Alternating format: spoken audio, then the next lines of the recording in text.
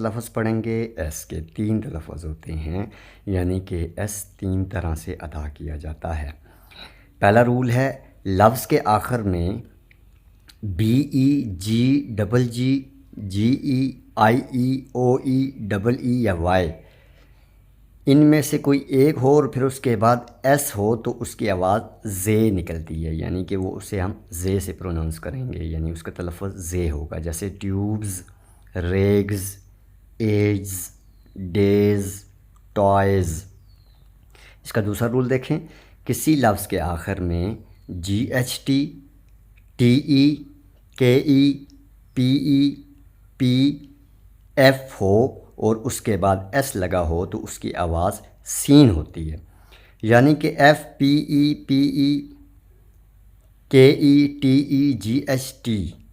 اس کے بعد اگر ایس لگا ہو تو وہاں ایس سین کی آواز دے گا، جیسے شپس، جوکس، ہوپس، کائٹس۔ تیسرا رول دیکھیں، کسی لفظ میں ایس یا ڈبل ایس کے بعد آئی او این